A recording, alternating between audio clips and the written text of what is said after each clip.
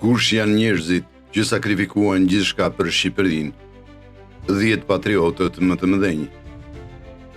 Në çdo komb, historia shkruhet nga ata që zgjedhin të mos jetojnë vetëm për veten e tyre, por edhe për të tjerët. Ata që nuk e masin jetën me vite, por me ideale. Shqipëria që shohim sot nuk do të kishte ekzistuar kur pa disa burra të rrallë, të përkushtuar, të vendosur dhe shpeshherë të vetmuar.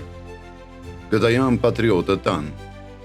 Nuk janë të pagabueshëm, por e deshën këtë tokë me një dashuri që nuk negociohej.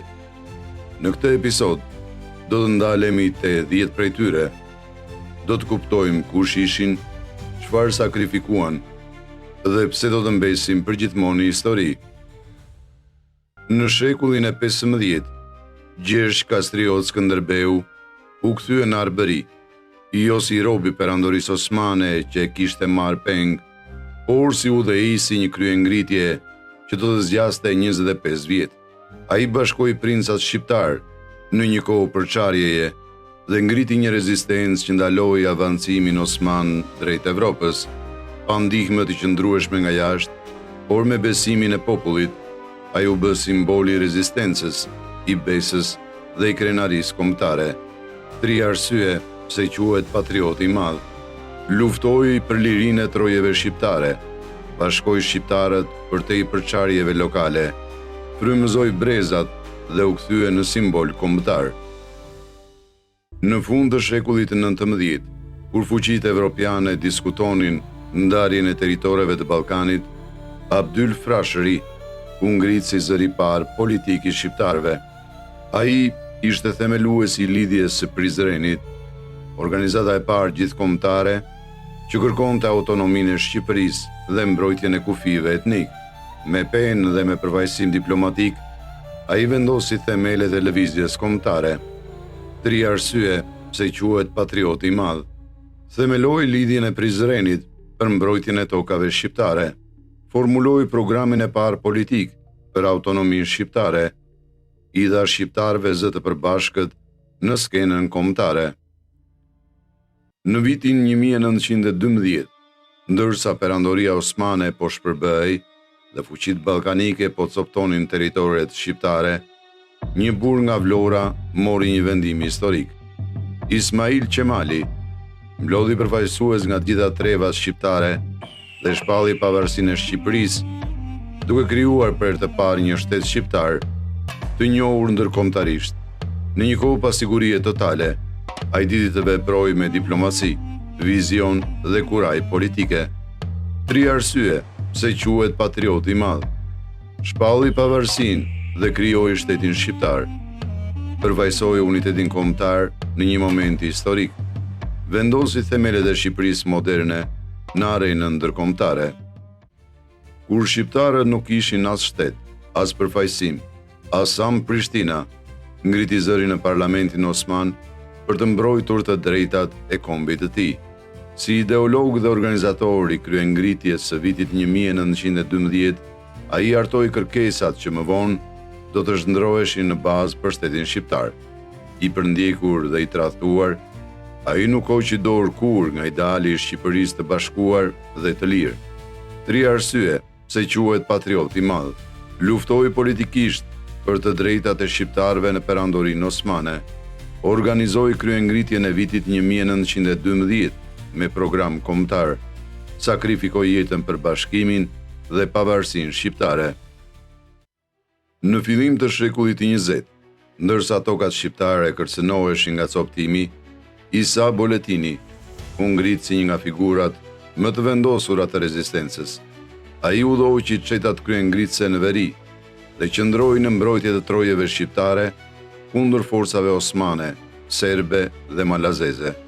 I pranishëm në shpalljen e pavarësisë në Vlorë, ai mbajti armët si simbol i vendosmërisë për ta mbrojtur Shqipërinë me çdo kusht. 3 arsye pse quhet patriot i madh. Luftoi me armë për mbrojtjen e trojeve shqiptare. I kontribuoi drejt për drejt shpalljes së pavarësisë, u bë simboli i qëndresës dhe trimërisë shqiptare. Në 1913, kur Shqipëria ishte ende nën kërcënimin e shteteve të huaja dhe ishte në prag të ndarjes, Bajram Curri u ngrit si një figurë pa diskutueshme e rezistencës. Ishte udhëheqësi i malësorëve të veriut, që luftoi për të mbrojtur kufitë dhe identitetin shqiptar, duke u përballur me forcat serbe dhe malazeze. Ai e çmonte më shumë unitetin kombëtar se sa politikën dhe vendosi Shqipërinë mbi çdo interes lokal, duke u bërë simboli qëndresës së shoqërisë tradicionale shqiptare. 3 arsye pse quhet patriot i madh. Luftoi për mbrojtjen e kufive të Shqipërisë, ndihmoi për mbrojtjen e pavarësisë në vitin 1912, simbolizoi forcën dhe bashkimin e popullit malësor.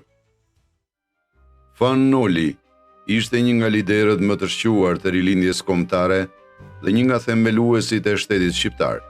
Ai ishte shkrimtar, poet dhe politikan i njohur, i cili dha një kontribut i jashtëzakonshëm për kulturën dhe diplomacinë shqiptare.